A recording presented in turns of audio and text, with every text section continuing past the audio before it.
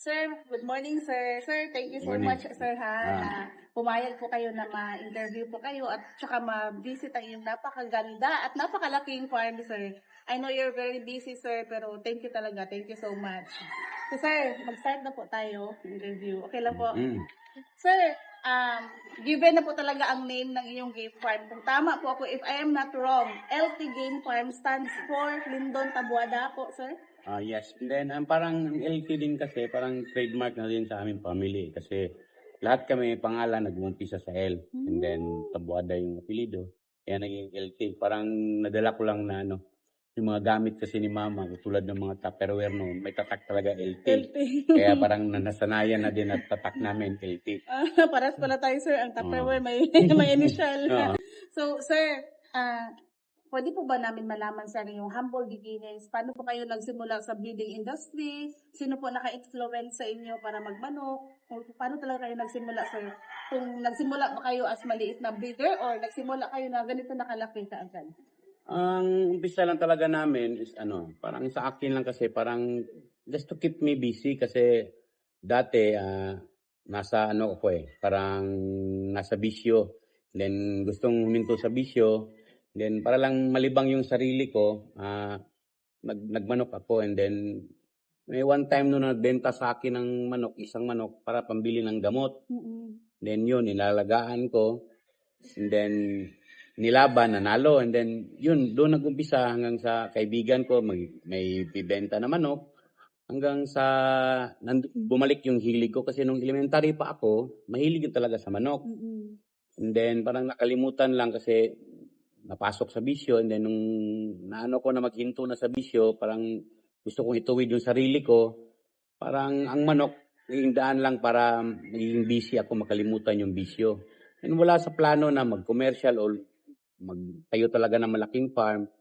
Parang alaga-alaga lang una. And then kalaunan, pag maliit lang ang manok, hindi ako magiging busy. Kaya parang dinamihan ko ng dinamihan. Nandun din yung support ng papa ko sa mga gastos sa farm. Kaya lumalaki rin farm.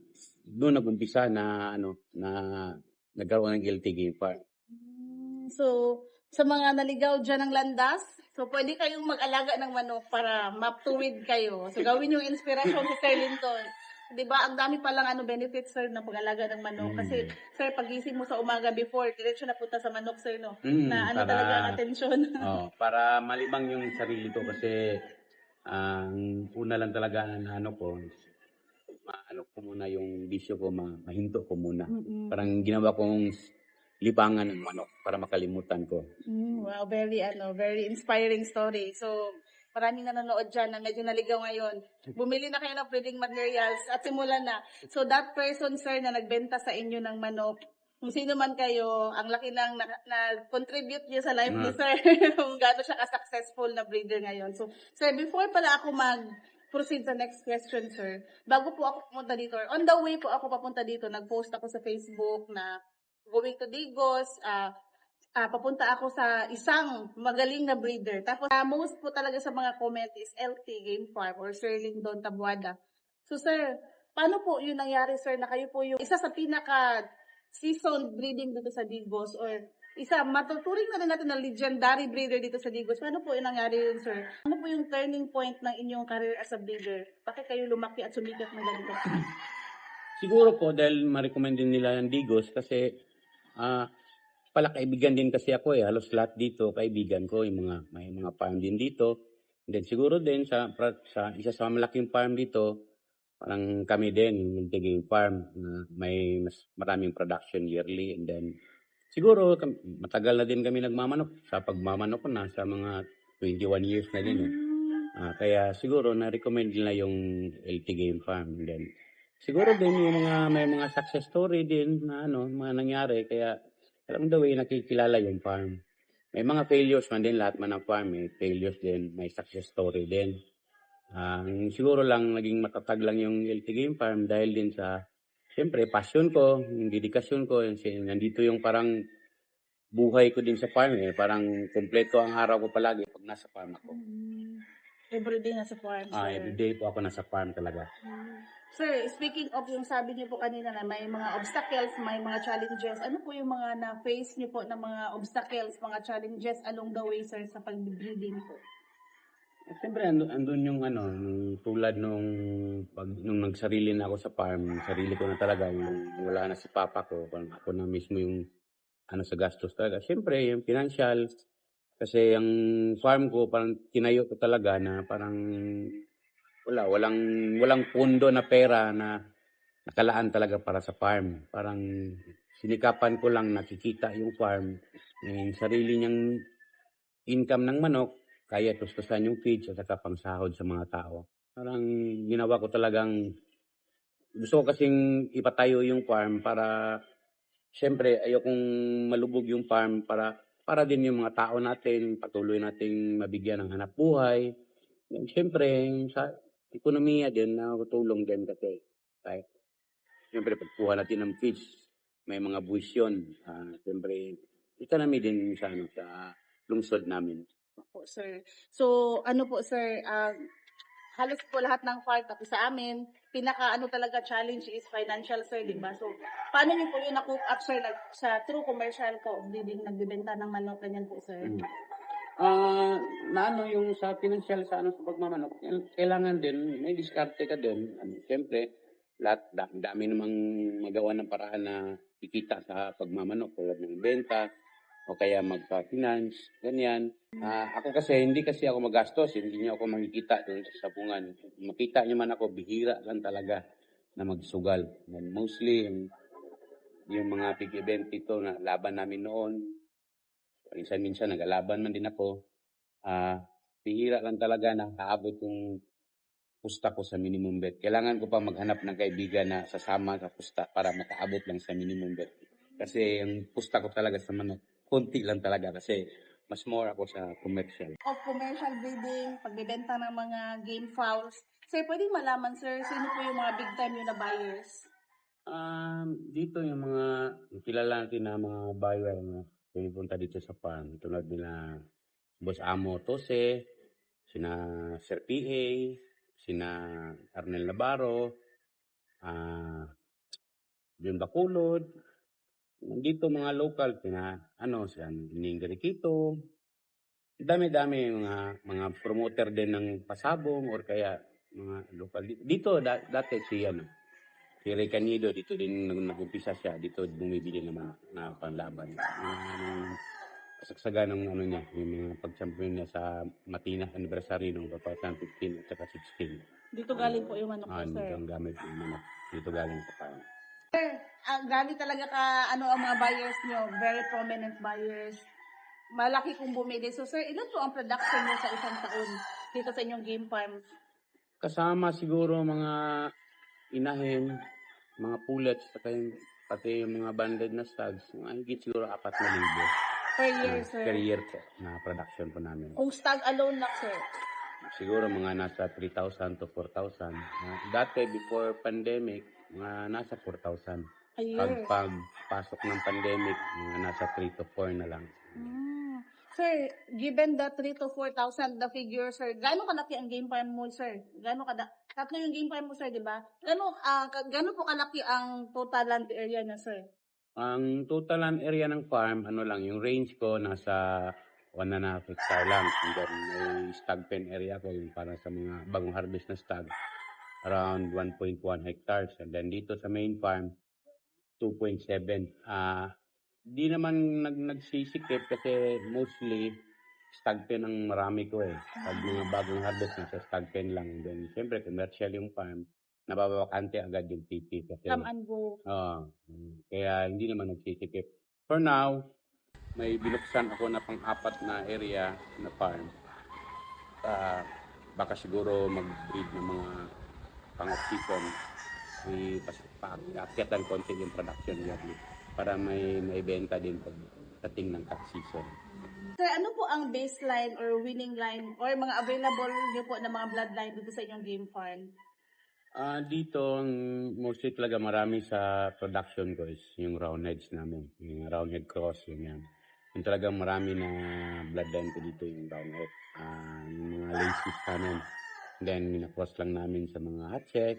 yung mga sweater, and then may mga kilsos din, saka yung mga yellow-legged hatch. Yun yung mga apat na bloodline namin. And then mostly sa mga process panlaban, mostly may din yung rounded na inaalot namin. Mahilig kasi ako sa pag hinito ko yung manok, doon talaga yung maganda ang katawan. And then, yung rounded kasi, parang hiyang din kasi sa gusto na preference ko na gusto ko na away ng manok. Kasi matalino sila, sabi sila. Then, doon ako nag-enjoy yung ilag nila at yung talino nila sa laro. Doon ako nag-enjoy manood sa laban. Roundhead, sir. Mostly yung mga crosses namin, may mga roundheads. Pero may mga puro din kami sa mga roundheads namin. Mga sweater, kelso, then yellow-legged hat, at saka yung mga McLean hats namin. Kayo talaga ang nag-pair, sir, during breeding po? Opo. Ako talagang mismo nung talaga sa pairing sa breeding. Kasi ako, parang hands-on talaga. May mga tao man ako na pero yung mga tao ko hindi sila talaga yung sanay sa farm. Dito lang sila na-introduce sa manok nung pumasok sa farm ko kasi mas gusto ko yung tao na walang darating sa akin na walang alam kasi matuturuan ko pa sila kasi minsan kung may alam na mahirap na turuan Oo, sir. and then hindi masusunod yung sistema sa farming. Gusto ko yung tao medyo may mataas na ang alam. Para masunod talaga yung gusto mo na sistema, sir, no? For sure, sir, marami po sa mga viewers natin na gusto mag-avail ng inyong mga linyada, sir, like breeding materials or mga crosses. Marami po kayong mga available for sharing ngayon po. Meron naman, tulad ngayon, ang harvest namin is yung mga kapuro na po namin, yung mga pang-breeding stocks na. Kaya ang pag-banded ng late born, yun na yung mga pang-breeding stocks namin. Kasi sa late born, hindi na ako masyadong nagbebenta ng panlaban.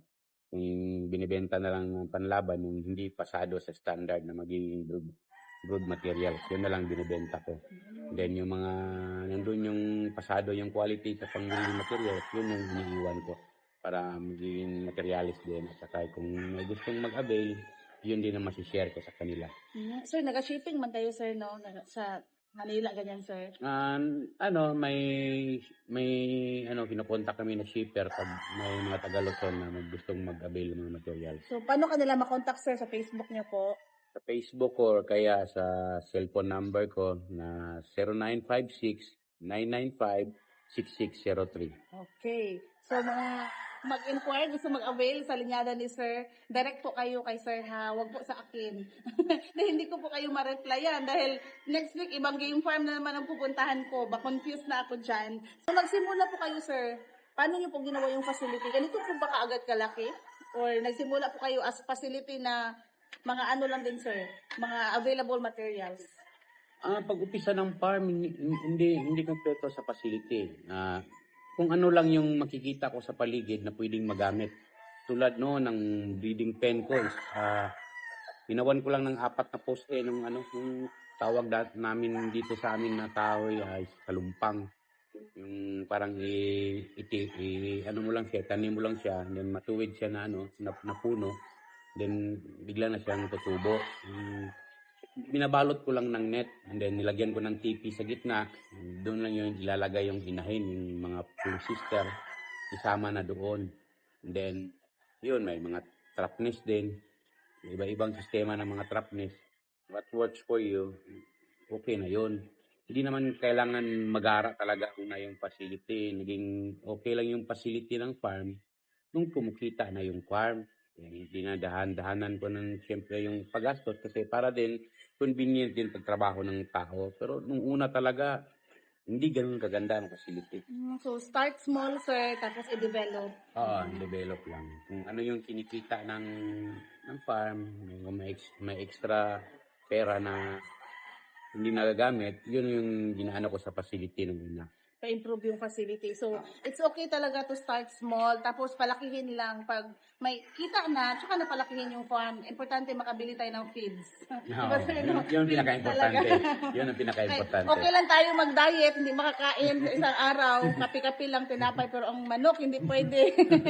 Kailangan talaga kompleto ang kain, unless gipurga, sir, no? So, sir, before tayo mag-end sa ating interview, pwede po makahingi ng advice niyo po para sa mga newbie natin na mga breeders, or pati sa mga breeders na may mga pinagdadaanan ngayon na mga difficulties in breeding. Siguro ang message ko na ma-share sa mga baguhan sa pagmamanok, yan, you'll have to love them so that you will understand them. Kung hindi kasi natin mamahalin talagang lubos yung pagmamanok, hindi natin matutunan kung paano sila papalakihin ng maayos, maalagaan ng maayos. And then, kung wala talaga yung love sa kanila at yung passion, hindi ka magtatagal sa larangan na ito. Kasi kung isipin mo lang, parang kita lang, hindi ka tatagal. Kung nga, dadaanan ako ng pandemic, mahigit 4,000 stags ang production ko noon. Kung wala lang yung passion doon talaga sa pagmamanok, hindi kayang tiisin pakainin yung manok. Kasi syempre, walang benta nangyari nung pandemic. Pero dahil nandun yung passion, then napaghandaan din na may perang naka-imbak para talaga ipapakain sa manok. Kasi kung mahal mo sila, magre-ready ka talaga para din sa anak natin. Kung mahal natin yung anak natin, naghahanda tayo para sa paglaki nila, yung pag-aaral nila. Ganun din sa pagmamanok. Kailangan nakahanda ka kasi mahal mo man sila. Kaya kung papasok man kayo sa pagmamanok, mahalin nyo muna sila para magiging successful kayo sa pagmamanok. Parehas lang din yan sa relasyon, sir. Kung mahal mo yung partner mo, kung mayroon kayong mga away, obstacle, madali lang maayos, madali lang maanuhan yung mga problema. Kasi mahal mo eh. Di ba, sir? No? Ganun yun. Very na word. Ngayon ko lang narinig sa lahat ng interview ko na mahalin talaga ang mga manok. Oh. Sir, last question. Sino mas mahal mo? Si ma'am or ang mga manok? Hindi na dapat i-compare yun. Mahal ko sila lahat. Joke lang, ma'am, ha? Joke lang, mapapalingaw lang, ma'am. So, sir, thank you kayo, sir. Sige, Thank you sige. so much.